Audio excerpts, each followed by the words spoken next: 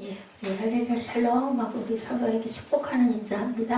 할렐루야 샬롬 샬롬 샬롬 샬롬 샬롬. 하나님 사랑합니다. 여러분 주 안에서 사랑합니다. 오늘 갈라디아서 1장 6절에서 10절 강의 3강째 되는 날입니다. 제목을 The Gospel of God's Grace, 예, 하나님의 복음, 은혜의 복음이라는 제목으로 우리 함께 말씀을 나눠보도록 합니다. 사도행전 20장 24절에 내가 달려갈 길과 주 예수께 받은 사명 곧 하나님의 은혜의 복음을 증언하는 일을 마치어 하면은 내 생명조차 조금도 귀한 것으로 여기지 아니하였다. 다른 복음은 없어요. 하나님의 은혜의 복음 외의 것은 없다. 그렇죠? 6절에 우리 보니까 오늘 본문 6절이죠. 갈라디아서 1장 6절입니다. 그리스도의 은혜로 너희를 부르신 이를 이같이 속기 떠나 다른 복음을 따르는 것을 내가 이상하게 여기노라. 바울이 이렇게 얘기하죠. 어째서 너희들 다른 복음을 그렇게 따라가냐 참 이상하다. 그 얘기를 하는 거예요.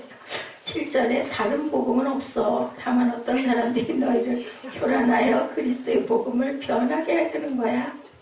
없어. 다른 복음은 없어.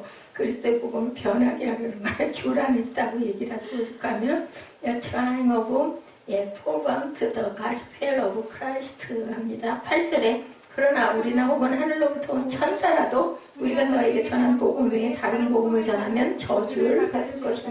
오죽 가면 저주받는다 그러죠. 천사라도 와가지고 이상한 소리 하면 저주받아. 9절입니다. 우리가 말하였거니와 내가 지금 다시 말해 만일 누구든지 너희가 받은 것 외에 다른 복음을 전하면 저주를 받을지어다.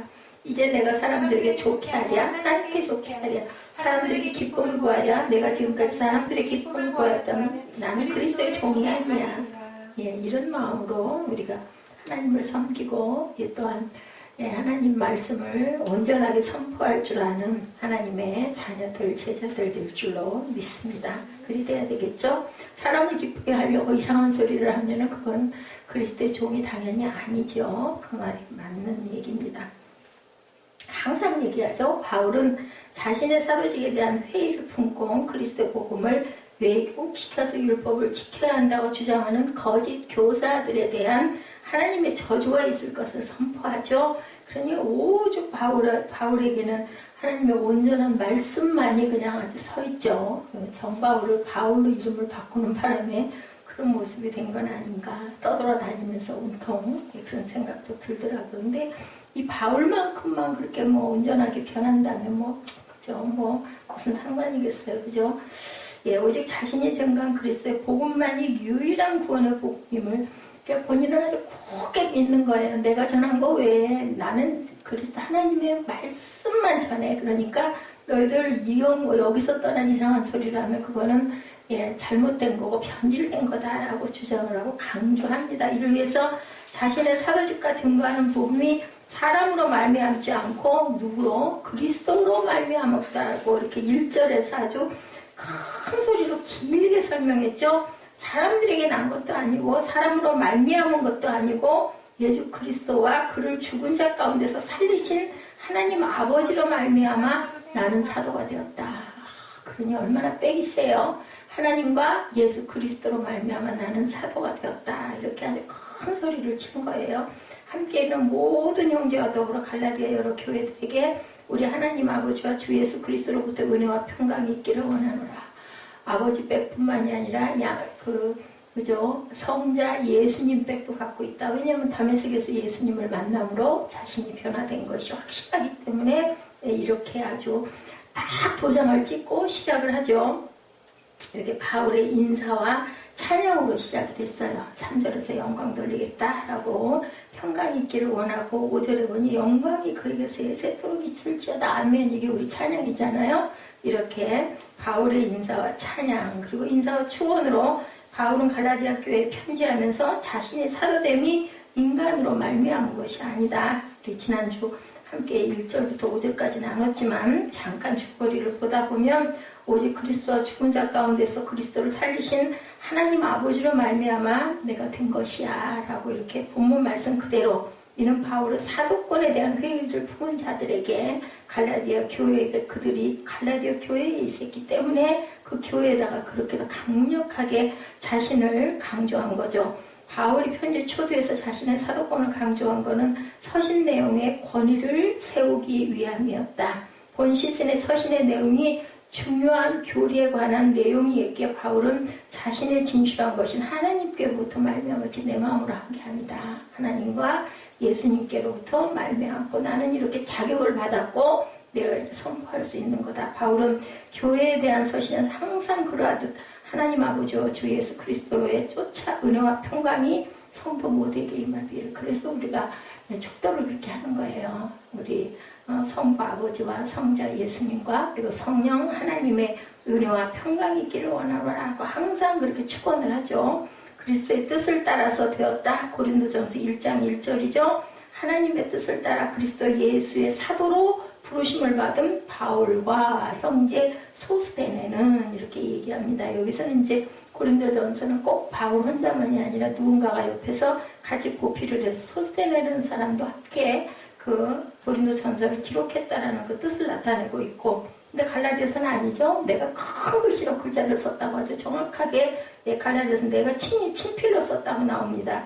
하나님으로 말미암은 은혜와 평강, 고린도전서 1장 3절에 하나님 우리 아버지와 주 예수 그리스도로부터 은혜와 평강이 있기를 원하노라. 똑같죠? 여기 갈라디아서 말씀하고도 똑같아. 3절에도 우리 하나님 아버지와 주 예수 그리스도로부터 은혜와 평강이 있기를 원하노라. 고린도전서 1장 3절에도 하나님 우리 아버지와 주 예수 그리스도로부터 은혜와 평강이 있기를 원하노라.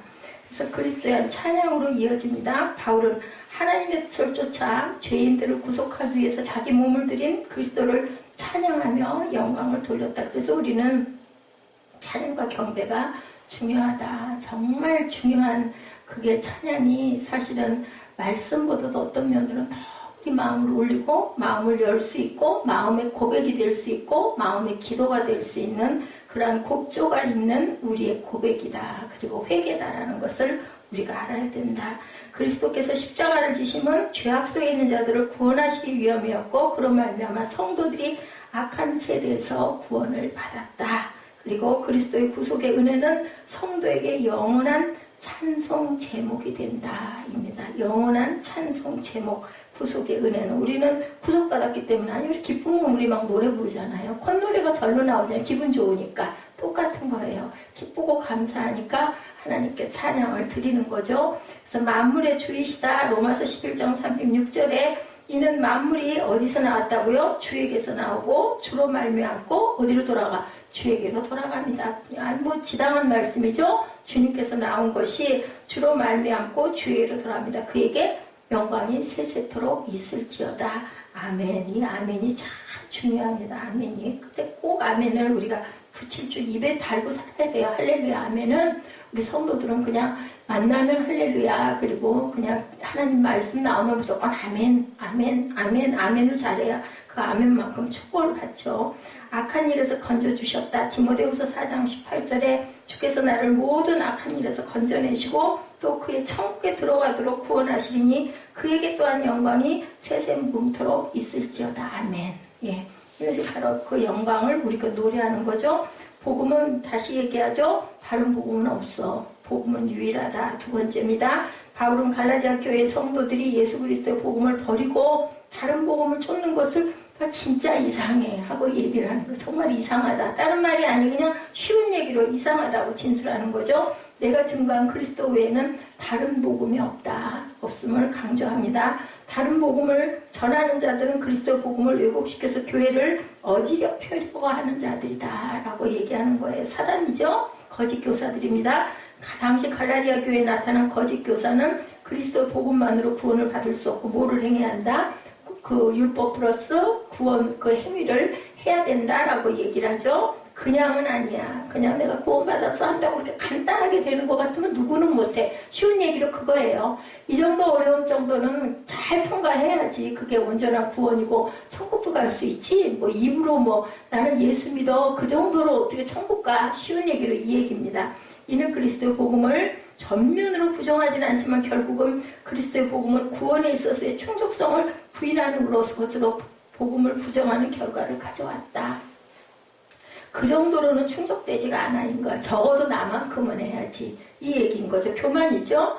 구원의 다른 도리. 근데 솔직히 우리 마음에도 그런 거 있잖아요. 그냥 슥 교회 왔다가 가는 사람들 보면 저렇게 해가지고 천국 가겠어 소리가 절로 나오죠. 보면 그 사람 삶이 그냥 세상적인 삶하고 전혀 다르지가 않고 그냥 교회나 왔다 가는 정도.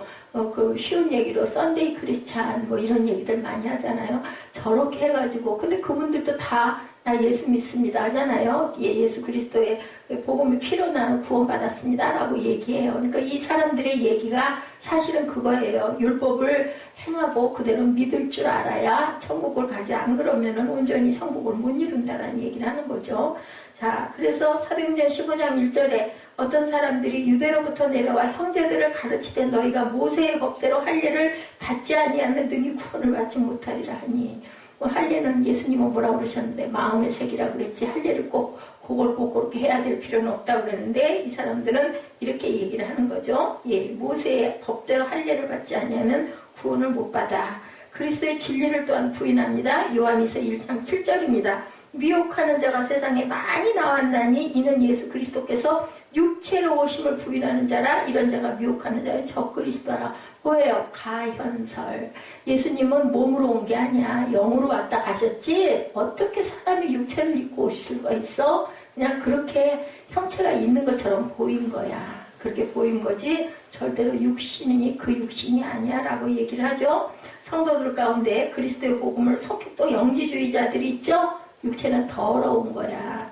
예, 영만 온전해야 되고 육을 그래서 막 혹사를 시키고 그리고 뭐 뭐라 그럴까 그 본능적인 것들 그 육체에서 오는 먹는 것 뭐 예를 들면 뭐 자는 것 아니면 뭐 우리 그 욕구 성적인 욕구 뭐 이런 건 다 더러운 거야. 그래서 막 몸을 아주 그냥 기가 막히게 혹사를 하고 그걸 죽인다고 그런 식으로 하는 그런 영지주의자들이 더럽다고 우리 몸은. 근데 아니잖아요. 하나님께서 우리 육신 뭐라고 그러셨어요? 성전이라고 그러셨어요. 왜 성전을 잘 관리하라고 얘기를 했으니까 하나님 뜻하고 성경 신약 성경에 나오는 그 얘기하고 너무너무 다른 얘기를 하는 거죠. 이런 사람들이 그때는 너무너무 많았다. 그리고 또 그럴듯하거든요. 솔직히 말하면 우리 육신적인 것으로 보면 참 우리 안에 있는 것들이 더러운 게 너무 많잖아요. 그렇지만 또 그게 없으면 우리가 어떻게 살겠어요. 아주 중요하죠. 그렇기 때문에 그거는 아니라는 거죠. 그래서 성도들 가운데 그리스도의 복음을 속히 떠나 다른 복음으로 가는 자들이 있었다는 거예요. 그게 맞는 것 같아. 그냥 선동을 하면 또 우르르 뭐 군중심리가 있죠. 몰려다니는 그런 현상이 있었다. 은혜 시대에는 오직 바울의 복음만 믿어야 된다. 이게 온전한 복음이라는 거죠. 그래서 이 얘기들은 우리 지금 현 시대에 저와 여러분들이 얼마만큼 복음을, 하나님 말씀을, 복음은 정말 좋은 하나님의 축복인데, 그죠? 복음이잖아요? 그 복된 소식인데, 기쁜 소식인데, 그 소식을 온전히 듣고, 온전히 제대로 알아야 된다. 그래서 성경의 말씀을 정확하게 이해하는 게 굉장히 중요하다는 얘기를 하고 있습니다.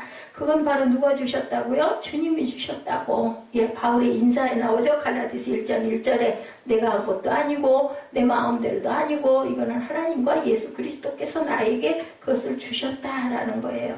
은혜의 복음은 화평의 복음이다. 아까 제가 초두에 여러분들에게 읽어드렸던 것처럼 사도행전 20장 24절입니다. 우리도 잘 알고 외우기도 하죠. 내가 달려갈 길과 주 예수께 받은 사명 곧 하나님의 은혜의 복음을 증언하는 일을 마치려 하면은 나의 생명조차 조금도 귀하게 여기지 아니하다. 왜 그렇게 생명도 귀하다고 여기지는 않을까? 정말 은혜 받았기 때문에 우리가 은혜 받으면 뭐 죽는 게 뭐가 그렇게 대수겠냐고. 왜냐하면 내 건 내가 아니라 하나님 건데 하나님이 알아서 하실 일인데 이제는 소관이 내 소관이 아니야. 내 생명도 하나님의 소관이고 나는 그냥 거기에 속해서 살면 되니까 이러니까 아무 상관이 없다라는 거죠. 그리고 로마서 1장 16절에도 10장 15절에도 말씀합니다. 16절 말씀입니다. 로마서 1장 16절 내가 복음을 부끄러워하지 아니한다. 이 복음은 모든 믿는 자들에게 뭐를 주신다고요? 구원을 주시는 하나님의 능력이 됨이라. 먼저는 유대인에게요. 다음은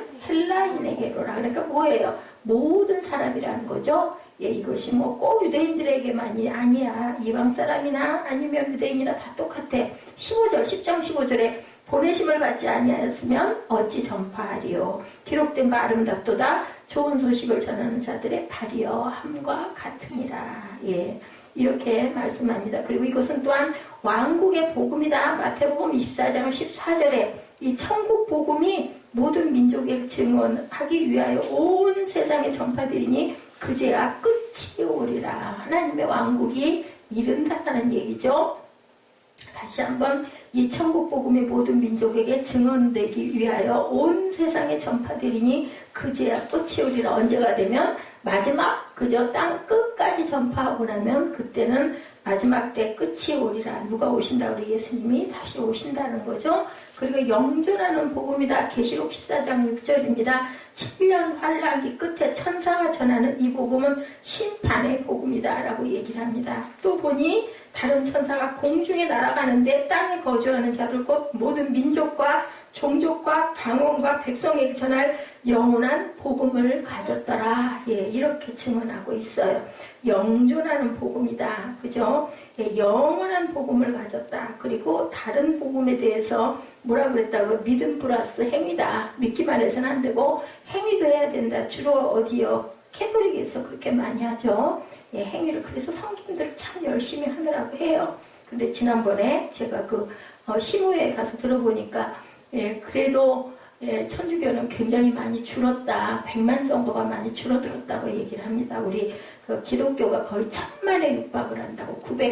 960만 정도. 그리고 불교는 거의 한 우리 기독교의 한 3분의 2 정도밖에 미치질 않았다라고 얘기를 하고 있더라고요. 통계가 그렇게 나왔다고 합니다. 기독교는 많이 작년보다도 오히려 더 많이 100만 정도가 불어났다. 이런 얘기들을 해요. 예, 그럼 어쩌니 별소리를 다 해도 그래도 예, 우리 크리스찬들 기독교밖에 없다라는 거죠. 900만이면 1000만이면 대단한 숫자인데 이게 평양 대부흥 운동 때 1200만까지 됐었대요. 그러다가 많이 줄었다가 다시 이제 올라가는 추세다라는 말씀을 하더라고요. 그죠? 그래서 갈라디아서 1장 7절에 다른 복음은 없나니 어떤 사람들이 너희를 교란하여 그리스도의 복음을 변하게 하려 함이라. 그러나 우리나 혹은 하늘로 보던 천사라도 우리가 너희에게 전한 복음에 다른 복음을 전하면 저주를 받을지어다. 7절에 그 복음은 무슨 복음이 아니다. 참 복음이 아니다. 바울의 복음, 디모데의 복음, 유대주의자들의 복음, 그것은 한마디로 복음을 왜곡한 것이다. 복음을 왜곡하면 뭐에 이른다?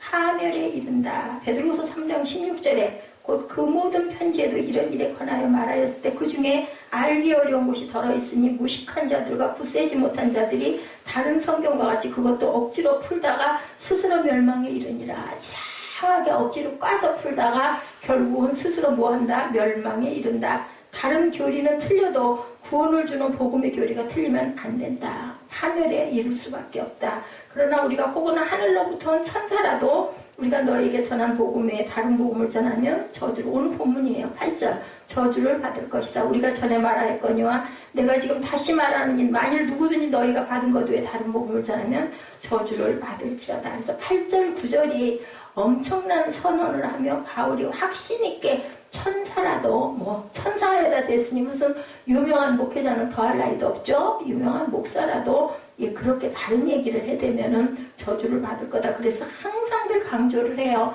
성경 외의 것은 전하지 말라. 그래서 어느 교회는 이제 예화도 안 한다고 그러죠. 성경 말씀만 예, 이렇게 계속 성경에서 성경 찾아가지고 계속 그 말씀만 하고는 끝을 낸다고 합니다. 예, 목사의 얘기도 잘못 섞였다가는 다른 얘기, 지난번에 제가 그 얘기를 들은 것 같은데 30분 이상 설교를 하게 되면 나중에 지 얘기를 하기 때문에 그렇게 되면은 지옥에 떨어진다는 얘기가 있어. 절대로 목사 입에서는 성경 외의 말씀은 전하면 안 된다는 얘기를 하더라고요. 근데 저는 예화도 필요하다고 생각합니다. 그런 부분들이 있으므로 그렇구나 생각을 할 수 있으니까 저는 필요하다고 생각을 해요. 로마서 9장 3절 나의 형제 곧 고륙의 친척을 위하여 내 자신이 저주를 받아 그리스도에게서 끊어질지라도 원하는 바로다. 절대로 내가 저주를 받아 그리스도에게 끊어질지라도 형제 고륙과 친척을 위하여서는 뭐만 해야 된다? 온전한 복음만 선포해야 된다는 얘기예요. 그래서 다른 복음을 선포하는 무서운 것 목사와 교사들이 정말 조심해야 된다. 그래서 교사 되기를 즐겨하지 말라는 얘기를 하죠. 오죽하면은 야고보 사도가 그렇게 얘기합니다. 여기에 해당하는 교리, 천주교, 안산홍, 안식교, 캠벨파, 오순절주의, 은사주의 등 이런 사람들이다. 켈빈주의자들의 로드식 구원, 믿음만으로는 부족하다. 야, 아이에서 성숙한 자의 행위를 요구하는 일들을 많이 했다는 거죠. 아니 물론 그죠, 우리가 행위 있어야 되죠. 야고보 사도가 그러죠. 말로만 해서는 안 되고 항상 행동을 해라. 근데 그것이 구원하고 연결되는 건 아니다. 근데 우리가 은혜를 받으면 행하게 되잖아요. 그래서 어떻게 보면은 구원받은 사람이 행하지 않으면은 마음에 뭐가 와요? 막 부담이 오죠. 불편하고 이건 내가 해야 되는데 이런 마음들이 당연히 따라오는 건데 그것이 꼭 구원되고 안 되고 하고는 상관이 없다는 거죠. 바울은 부드러운 말만 자기는 절대로 하지 않는다. 현 시대에 우리 그 목사님들의 목회자들의 문제가 성도들이 조금 듣기 싫어하는 불편해하는 부담스러운 얘기, 이런 얘기는 입에서 자꾸 꺼내질 않으려고 하는 게 문제다. 왜냐하면 알 건 알게 해줘야 되거든요. 예를 들면 뭐 11조 얘기 같은 것, 아니면 그 마지막 때 계시록의 그 천국과 지옥에 대한 그런 얘기 같은 것, 이런 거 얘기하면 좀 무섭고 싫고, 그런 얘기 여러 번 하다 보면은 성도들이 발길이 자꾸 다른 데로 돌아간다고 그럽니다. 그래서 뭐만 원한다? 축복만 원한다. 그래서 참 그렇지만 축복 메시지 반대는 분명히 성경에는 아니면은 이러한 벌을 받아 분명히 있잖아요. 신명기 같은 데도 보면 뒷말미에는 길게 딱 그만큼 나와 있어요. 근데 대개는 설교를 할 땐 축복 메시지만 전하지 반대 이렇게 하면 너희들 벌 받는다는 얘기는 거의 안 한다는 거죠. 근데 그거 알게 해줘야 된다는 거예요. 그래서 여기 바울사도도 그러잖아요. 내가 사람을 기쁘게 하랴 하나님을 기쁘게 하랴. 내가 사람을 기쁘게 한다면 나는 그리스도의 종이 아니다. 그래서 눈치 보지 않고 열심히 잘 증거하고 전할 수 있는 사람들은 교회가 주는 교회가 되면 돼요. 교회 목회자들이 은혜를 많이 받고 복을 많이 받아서 가진 게 많으면 막 오는 사람들 막 먹이고 막 선물 계속 주고, 오시는 분들마다 뭐 그거 기본이 됐더라고요. 보니까. 그래서 어디가 그런다고요? 그 안산홍인가? 그 교회는 오는 분들 뭐 한 번 올 때마다 몇만 원씩 봉투를 줘서 보낸다면서요? 그렇게 하니 안 오겠냐고요. 아르바이트 하러 오는 거지. 그냥 앉았다 가면 주니까. 그렇게 계속 그렇게 해서 줘서 결국은 그냥 돈도 받고 말씀의 은혜도 받는다 해가지고 결국은 골수에다 이상한 말이 심어져가지고 그냥 거기에 빠지게 만드는 그런 아주 무서운 그런 그 사단들이 지금 많다라는 거죠. 그들은 사람의 영광을 하나님의 영광보다 더 사랑하였더라 입니다. 제가 얘기하다가 이상한 방향으로 갔네요. 주는 교회는 그런 게 주는 교회는 아니고, 그죠? 그냥 무조건 나눠주는 교회. 그러면 눈치 안 봐도 되거든요. 뭐 11조 너희들이 하나님 은혜 받고 하나님 말씀대로 살고 싶어서 하나님 거니까 하나님께 드립니다 하고 11조 하려면 하고, 하기 싫으면 말아. 그건 네 부분이야. 나는 그거 없어도 얼마든지 목회 편하게 잘할 수 있어. 뭐 사역자들도 많이 쓰고, 그죠? 전도하지 말라도 전도하죠. 그리고 뭐 아무도 없으면 어때요? 사역자들 몇 명하고 같이 예배드리면 막 불러불러 하다 보면 막 펄펄 끓을 텐데, 그죠? 그 예배가 얼마나 뜨겁겠으면 그냥 그렇게 계속 하고 가시는 그런 분들. 그러니까 많이 쏟아 부어야 많은 게 거두어진다라고 그렇게 가시는 분들도 많다는 거죠. 거기에 매여 있다 보면은, 그죠? 설교할 때 조심할 수밖에 없고, 왜냐면은 재정이 없이 또 어떻게 유지가 되겠어요? 그런 부분도 있는 거죠. 그들은 사람의 영광을 하나님의 영광보다 더 사랑하였더라. 요한복음 12장 43절입니다. 다른 복음의 창시자는 뭐다고? 마귀라고 얘기하고 있습니다. 고린도후서 11장 4절에 13절 15절에도 얘기합니다. 고린도후서 11장 4절입니다. 만일 누가 가서 우리가 전파하지 아니한 다른 예수를 전파하거나 혹은 너희가 받지 아니한 다른 영을 받게 하거나 혹은 너희가 받지 아니한 다른 복음을 받게 할 때는 너희가 정말 잘 용납하는구나. 13절 그런 사람들은 거짓 사도요 속이는 일꾼이니 자기를 그리스도의 사도로 가장하는 자들이니라. 14절 이것은 이상한 일이 아니니라. 사탄도 자기를 광명의 천사로 가장하나니 그러므로 사탄의 일꾼들도 자기를 의의 일꾼으로 가장하는 것이 또한 대단한 일이 아니니라. 그들의 마지막 그 행위대로 되리라. 그죠? 이렇게 얘기하고 있습니다. 고린도후서 11장 4절과 13절에서 15절까지였습니다. 그리고 믿음의 순교자들의 고백이 또 나와 있습니다. 갈라디아서 1장 10절에 이제 내가 사람들에게 좋게 하랴, 하나님께 좋게 하랴, 사람들에게 기쁨을 구하랴. 내가 지금까지 사람들의 기쁨을 구하였다면 그리스도의 종이 아니니다 라고 얘기를 했죠. 사도행전 4장 12절에도 같은 말씀으로 증거하고 있습니다. 4장 12절 볼까요? 사도행전 4장 12절 빨리 찾으시면 함께 합독하고 아닐 경우는 그냥 메모해 놓으시면 됩니다. 다른 이로서는 구원을 받을 수 없나니 차마 사람 중에 구원을 받을 만한 다른 이름은 우리에게 주신 일이 없습니다 하였더라. 4장 19절 베드로와 요한이 대답하여 이르되 하나님 앞에서 너희의 말을 듣는 것이 하나님의 말씀을 듣는 것보다 옳은가 판단하라. 20절 우리는 보고 들은 것을 말하지 아니할 수 없다 하니, 그저 설득한다는 말은 확신을 가지고 설득하여 친구를 삼는다는 뜻을 갖고 있습니다. 영어로 사람들을 설득하려는 자들은 이 땅에서 항상 뭐를 얻는다? 영광을 얻는다. 빌리 그레함이 그렇게 얘기합니다. 사람의 죄를 드러내지 않고 아첨의 말을 한다. 예, 사도행전 8장 9절에서 10절에 말씀합니다. 그 성에 시몬이라는 사람이 전부터 있어 마술을 행하여 사마리아 백성들을 놀라게 하며 자칭 큰 자라 하니 낮은 사람부터 높은 사람까지 다 따르며 이르되 이 사람은 크다. 일컫는 하나님의 능력이라 하더라. 근데 사실은 아니었죠. 그죠? 뭐하는 사람이에요? 점치는 사람이었어요. 그죠? 24장 2절에서 8절에도 같은 말이 나와 있고, 누가복음 6장 26절입니다. 모든 사람이 너희를 칭찬하면 화가 있도다. 그들의 조상들이 거짓 선지자들에게 이와 같이 하였느니라. 그러니까 모든 사람들이 너를 칭찬하면 너한테는 화가 있을 것이다. 그들의 조상들이 거짓 선지자들에게 이와 같이 하였느니라. 사람을 기쁘게 하는 자는 하나님을 불쾌하게 한다. 야고보서 4장 4절입니다. 가늠한 여인들의 세상과 벗된 것이 하나님과 원수됨을 알지 못하느냐. 그런즉 누구든지 세상과 벗이 되고자 하는 자는 스스로 하나님과 원수되는 것이니라. 예, 이렇게 증거하고 있습니다.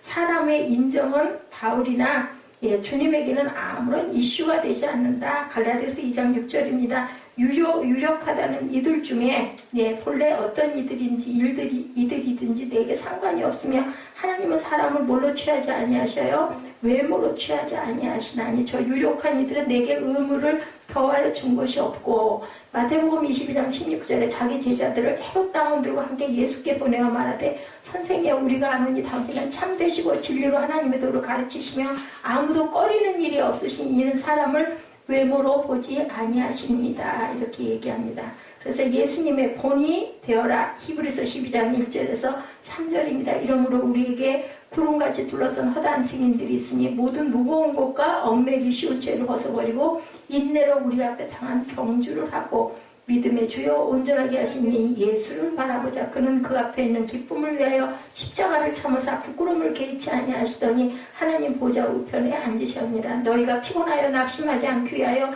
죄인들이 이같이 자기에게 거역한 일을 참으신 일을 생각하라. 예, 이게 다른 복음은 이렇게 이게 맞으니까 다른 복음 절대 전하지 말라는 얘기를 계속하는 거죠. 그래서 이제는 그리스도의 종은 하나님만 기쁘게 하는 자다. 모세, 엘리야, 에레미야, 이사야, 다니엘, 에스라, 느헤미야, 그리고 그 친례 요한이죠. 친구가 얼마나 많은가는 중요하지 않다.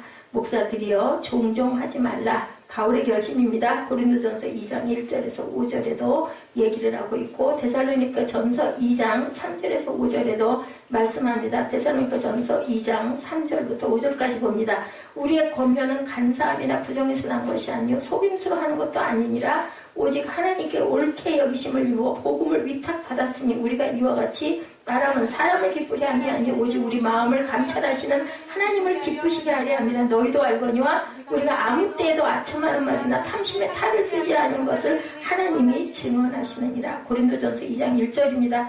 형제들아 내가 너희에게 나아가 하나님의 증거를 전할 때 말과 지혜의 아름다운 것으로 아니하였나니 내가 너희 중에서 예수 그리스도와 그의 십자가에 못 박히신 것 외에는 아무것도 알지 아니하기로 작정하였습니다. 내가 너희 가운데 거할 때 약하고 두려워하고 심히 떨었노라. 내 말과 내 전도함이 설득력 있는 지혜의 말로 하지 아니하고 다만 성령이 나타나신가 능력으로 하여 너희 믿음이 사람의 지혜에 있지 아니하고 다만 하나님의 능력에 있게 하려 하노라. 사람이 휘두르는 무기 중에 가장 흉측한 것 3가지가 있다고 합니다.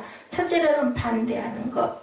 성경에서는 사단을 가리켜 반대자다라고 얘기합니다. 사단은 타락한 이유로 줄곧 하나님의 일에 반대하고 신앙인에 대해서 반대하고 사사건건 비난한다. 사단이에요. 그래서 죽이는 거죠. 바로 죽이고 깨뜨리고 파괴하려고 하는 게 사단이다. 살리는 영은 하나님이다. 성령이다. 자, 얼마 전에 말레이시아 항공사인 에어아시아가 실종되었는데 그 비행기에 타고 있던 한국인 선교사 가족 3명이 함께 실종되었다는 뉴스가 전해져서 많은 사람들이 안타까워했다고 합니다. 그런데 인터넷에서는 주님의 복음을 전하다 생명을 잃은 선교사 가족을 위로는 못할 망정 기독교인들은 무조건 반대하는 비난성 댓글이 난무했다고 그래요. 지금부터 130년 전이죠. 가난한 우리나라에 선교사들이 들어오기 시작한 게 그때부터였었어요. 그리고는 우리가 잘 알지만 병원도 세워지고, 그죠? 학교도 세워지고, 그리고 많은 교회들이 세워지고, 그걸 위해서 많은 선교사들이 목숨을 바친 사건들이 바로 이 나라가 흑암에서 건져진 빛으로 드러나는 나라가 됐다는 걸 우리가 생각을 해봐야 되고, 반대로 우리도 이제는 갚아야 되지 않겠어요? 그죠? 그분들은 돌아가셨지만, 그죠? 우리 선조들은 돌아가셨지만 이제 우리라도 갚아야 되는 것이 바로 우리 기독교인들이 해야 할 그런 몫이라고 생각을 합니다. 두 번째로 인간이 휘두르는 흉측한 무기는 왜곡 모방이다. 사탄은 항상 하나님의 뜻을 왜곡해서 모방한다. 그럴듯하게, 그죠? 바꿔가지고 전한다. 사탄이 인간을 처음 타락시킨 사건도 뭐를 따먹으면 선악과 따먹으면 니들이 눈이 밝아져서 누구처럼? 하나님처럼 되리라 하고 유혹으로 시작했죠. 하나님과 같이 되고자 하는 욕망을 자극하고 유혹을 했어요. 그럴듯하게. 자, 사단은 하나님께서 하시는 일을 모방하려고 하죠. 그런데 그 목표와 방향은 전혀 다른 왜곡된 모방이다. 모세가 바로왕 앞에서 하나님의 권능을 나타냈을 때 사탄은 바로의 마술사들에게도 그런 이적을 흉내낼 수 있도록 해줬죠. 그래서 같이 따라서 했어요. 다. 그죠? 오늘날에도 기독교를 빙자한 사이비 이단들이 기독교인들인 것처럼 모방해서 그럴듯하게 껍질. 그래서 그런 얘기 진짜 하잖아요. 무늬만 부부. 그죠? 껍질로만 부부인 척 하는 거인 겁니다. 성경을 왜곡시켜서 예수 외에 다른 복음을 그럴듯하게. 그래서 이단은 처음에 시작은 같은데 끝단자 끝이 틀리다는 거예요. 결국은 내가 성령이야, 내가 하나님이야, 이렇게 되는 거죠. 그래서 기독교와 비슷하게 보이지만 전혀 아닌, 기독교적이지가 않은 그런 것을 흡수를 한다. 처음에는 뭐를 많이 줘서 달콤한 것들 많이 주잖아요. 아까 말씀드린 대로 돈 봉투도 집어주고 뭐 오면 뭐든지 다 집어주죠. 그래가지고 거기에 물이 들어가지고 아니 얼마나 좋아. 돈도 받고 예배도 드리고 그리고 쫓아다니다가 결국은 먹히는 거죠. 피해는 기독교 내부의 문제뿐 아니라 사회적인 문제까지 영향을 끼치게 된다. 지난번 그 유병원의 구원파 사건과 같이 엄청난 해악을 끼친다는 거죠. 사단의 세 번째 무기는 무고. 계시록에 보면 사단을 무고하는 자라고 나타나 있어요. 계시록 12장 10절에 내가 또 들으니 하늘에 큰 음성이 있어이되 이제 우리 하나님의 구원과 능력과 나라와 또 그의 그리스도의 권세가 나타났으니 우리 형제들을 참소하던 자, 곧 우리 하나님 앞에서 밤낮 참소하던 자가 쫓겨났고 우리 하나님 앞에서 밤낮 참소하던 자가 쫓겨났다라는 계시록 12장 10절은 사탄은 밤낮으로 하나님 앞에서 믿는 자들을 무고한다. 아무 죄가 없는 자들을 그저 막 그렇게 고발하고 나쁘게 만드는 것. 그저 참소가 바로 그런 거예요. 그런 자들이다. 우리는 살면서 사람들이 휘두르는 이런 무기에 의해서 고통당하는 때가 많죠. 바울도 마찬가지였었죠. 얼마나 많은 고통을 당했습니까? 그의 선교 일생을 통해서 정말 흉측한 무기들로 인해서 많은 고난을 겪고 뭐 예수님은 말할 필요도 없고요. 그죠? 바울도 그 길을 따라갔습니다. 바울은 1차 전도 여행을 통해서 갈라디아 지방에 여러 교회를 세우죠. 우리 지금 공부하고 있는 사도행전 17장 말씀이 그런 말씀들로 지금 나와 있잖아요. 비시디아 안디옥, 남부 갈라디아 주의 이고니온, 누스드라 더베에서 많은 사람들이 바울의 복음을 듣고 교회 공동체를 이루죠. 그래서 초대교회들이 서요. 그랬더니 다음 주 요번 주일 설교가 갈라디아에서 복음 전하다가 안 돼가지고 다시 돌아온 그 바울의 얘기. 그래서 그 바울의 그 설교 얘기를 그 복음을 전하는 그런 내용이 우리 설교 내용입니다. 그래서 전도 여행을 하고 있었죠. 그런 후에 그곳에 유대주의자들이 침투해서 그들의 믿음을 뒤흔들어 놓는 사건. 바울이 그래서 갈라디아 그 교회에다가 그 친필로 쓴 게 바로 이 갈라디아서잖아요. 확고한 신앙으로 성장하지 못하는 갈라디아 교인들의 신앙의 뿌리를 흔들어 놓는 거예요. 그래서 우리가 뿌리가 깊은 나무가 돼야 되겠다. 그죠? 견고하게 뿌리를 박으려면 한두 해로 되지 않아요. 그래서 교회가 세워지는 것은 100주년 그래서 기념관이라는 얘기가 있잖아요. 이런 세월이 흘러야 된다. 우리가 몇 년 돼가지고 부흥이 안 되고 몇 년 되는데 왜 이렇게 있어? 그거 생각할 필요가 없다는 거죠. 그저 예배드리고 조금 중요한 건 조금 불편한 거는 비용이 들어가니까 여러 사람들이 같이 협력을 하면 참 힘이 좀 덜 들 텐데 그게 아니면 어렵지만 아니면 어떻겠습니까? 예배드리고 가는 거죠. 사람 볼 필요도 없고 온전한 말씀대로 살고 그 뿌리대로 살아가다 보면은 거기에서 가지가 치고 잎이 드리워지고 열매가 맺히는 데가 분명히 있다. 아니면 안 할 거예요. 아니면 예배 안 드릴 거냐고요. 우리는 이렇게 예배 드리고 갑니다. 바울은 갈라디아 지역에는 교회들에게 편지를 보내기도 하고 2차, 3차 전도 여행에서 갈라디아 지역의 교회를 또 방문하기도 하고 그 교회들을 든든히 다정으로 무척 애를 썼다. 지금처럼 교통이 발달될 때도 아닌데 발로 가고 배로 가고 그렇게 다니면서 발이 부르트도록 그렇게 쫓아다니는 그런 바울이었다. 갈라디아 지역에 침투하여 교회를 어지럽힌 유대주의자들이 주장하는 것은 아무리 믿음으로 구원을 얻는다 하더라도 할례받고 율법을 지키지 않으면 구원의 완성이 될 수 없다라는 그 내용이에요.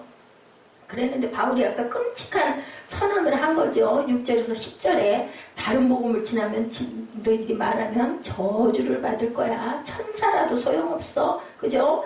사람을 기쁘게 할 그런 얘기는 할 필요가 없다. 그렇다면 그리스도의 종이 아니다. 그 얘기입니다. 그래서 거기에 대한 증거를 지금 같이 열심히 찾아가지고 같이 함께 합독을 해봤습니다. 믿음은 구원의 충분 조건이 아니라 필요 조건일 뿐이며 할례를 비롯한 율법을 지킴으로만이 구원을 완성시킬 수 있다. 그런데 아직 믿음이 성숙하지 않았던 갈라디아 교인들은 이들의 말을 듣고 그럴듯하잖아요. 우리가 생각해봐도 그래 그것도 하고 그것도 해야지. 그거 안 하면 어떻게 우리가 온전한 구원을 받았다고 할 수 있겠어? 이 마음이 든 거죠. 물론 다 하면 좋겠지만 그것이 아니라고 구원을 못 받은 건 아니다고 바울은 열심히 얘기를 하는 겁니다. 복음을 버리고 율법으로 회개해버리고 만다. 그러면 구약으로 돌아가야 되고 예수님의 십자가는 아무 소용이 없다라고 얘기하죠. 예수님 십자가 무슨 필요가 있냐. 율법 지키고 그죠? 그리고 선한 행위를 해야 구원을 받는다면 예수님이 오셔서 피 뿌리고 피 흘리고 돌아가실 필요가 없다. 할례를 받을 것 같았으면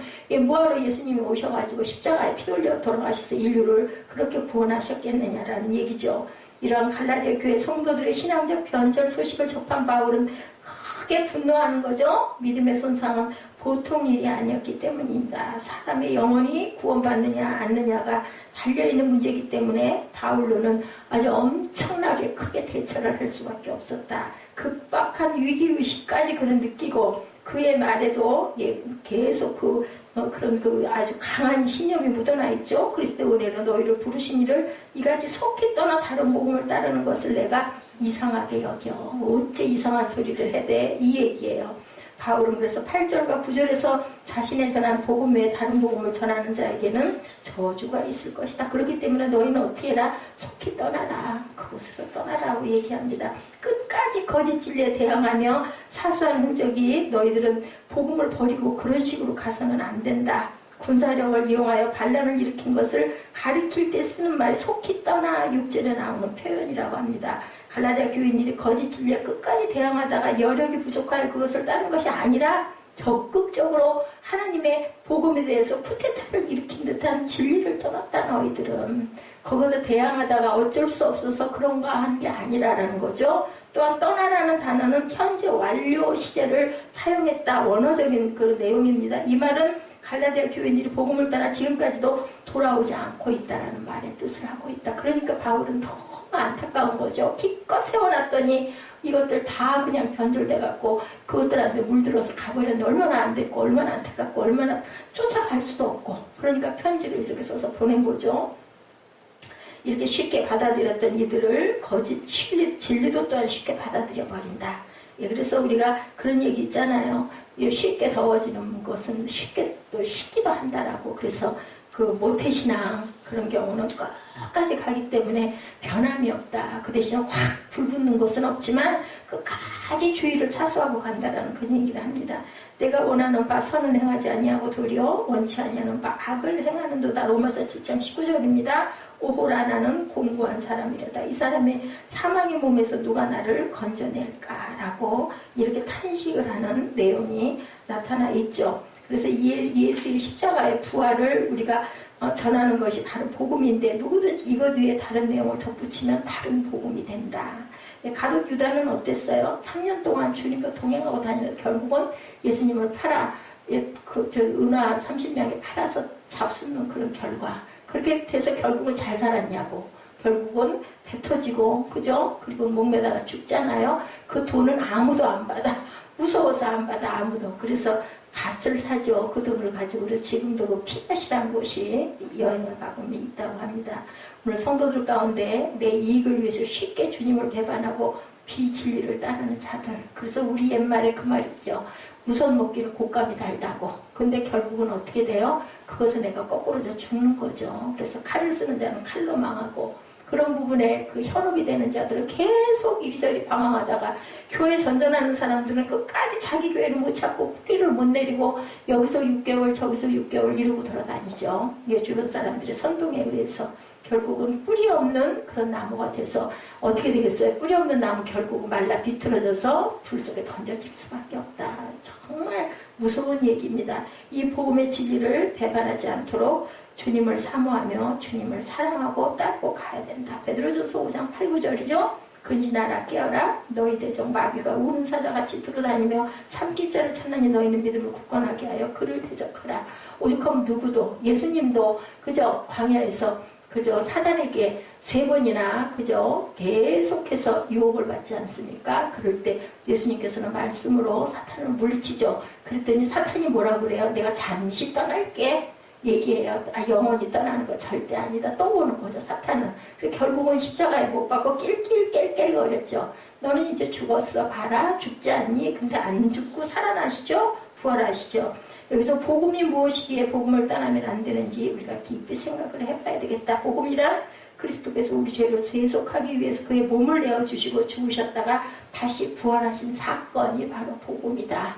사단은 어디까지 했어요? 죽이는 것까지 했어요. 다시 살리는 건 생명을 주신 하나님밖에 하실 수가 없다. 그렇기 때문에 우리 기독교가 십자가와 부활이 없이는 그 기독교가 아니라는 얘기를 하죠. 십자가만 있었다면 이거는 기독교가 아니에요. 우리가 다시 산 그 사건이 바로 부활이죠. 하나님께서 우리를 위해 베푸신 일 가운데 가장 큰 사건, 굿뉴스, 복음입니다. 예, 그렇기 때문에 이 복음을 받은 자야말로 세상에서 가장 큰 선물을 받았는데 그걸 우리가 기뻐하고 감사하고 있는가? 무뎌진 거죠. 한마디로 얘기해서 성탄절이 오나 부활절이 오나 그냥 절기니까 오고 절기니까 가나보다. 이게 뭐 남의 얘기가 아니에요. 우리는 어떤가 항상 생각해보고 되돌아보고, 그리고 또한 우리가 또한 긴장하고 항상 다시 추슬러야 되겠죠. 예, D.L. 무디가 얘기합니다. 예수님이 이 세상에 남긴 것은 그의 피밖에 없다. 맞습니다.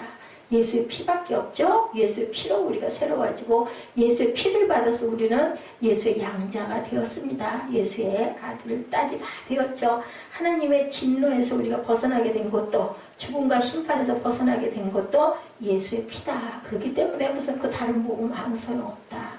예수의 피. 아니 뭐 내 자식이 뭐 꼭 남의 자식보다 대단하고 뛰어나고 뭐 훌륭한 일을 해야만 내 자식인가요? 못하고 못생기고 모질어도 내 자식은 어쩔 수 없는 내 자식이에요. 우리가 이렇게 생각해 본다면 하나님은 우리의 행위를 가지고 내 자식이야 네 자식이야 소리 하시지 않는다는 거죠.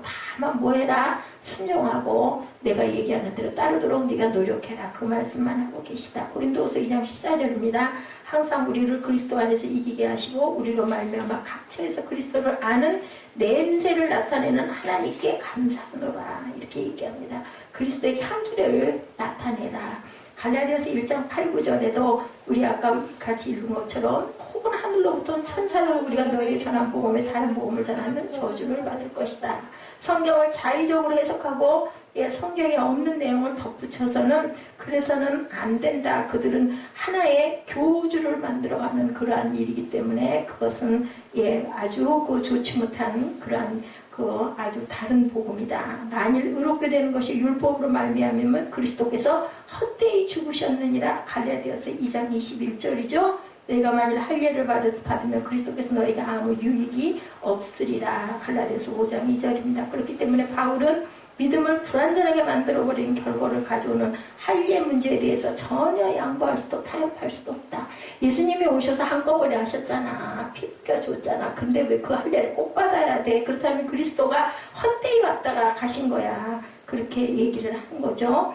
그리스도의 복음만이 우리 인류 사회를 평화의 세상을 만들 수 있는 것이다. 남북 통일도 그리스도의 복음이 중심에 설 때 가능한 거고, 예수의 복음으로만 우리 마음과 우리 가정과 우리 사회와 우리 직장에도 평화가 와야 한다. 그것이 참 복음이고 참 평화다. 참 할례이다. 예, 거기에 다른 것을 절대로 섞지 마라. 자, 유대인들이 강조한 할례 대신 부와 권력과 명예를 거기에 자꾸 끼워 넣으려고 하지만 그건 아니다. 할례는 어디다? 마음판에 우리가 할례 받은 거죠. 믿음도 필요하지만 이것도 필요하다 하면서 실상은 다른 것을 자꾸 추구하기에 혈안이 되어 있는 그것은 온전한 것이 아니다.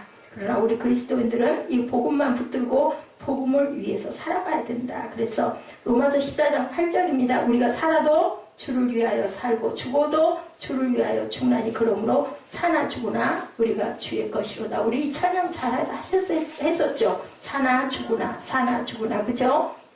이런 바울의 고백처럼 복음을 위해서 우리의 목숨까지도 바칠 각오를 할 줄 알아야 된다. 거기에 주님이 주시는 평화와 기쁨과 영광이 분명히 있을 것을 우리가 믿고 오늘도 굳게 절대로 다른 복음은 없나니, 그죠? 예, 만일 의롭게 되는 것이 율법으로 말미암으면 그리스도께서 헛되이 죽으셨다라는 것, 살아도 죽어도 우리는 주를 위하여 죽는다라는 로마서 14장 8절 말씀 우리가 마음 깊이 간직하고 주님이 주신 참 평화와 기쁨과 영광이 저와 여러분에게 충만하게 이르시기를 주님의 이름으로 축복합니다. 우리가 시간이 조금 지났지만 6절에서 10절까지 우리 합독하시고 우리 결단하시는 시간 갖도록 하죠.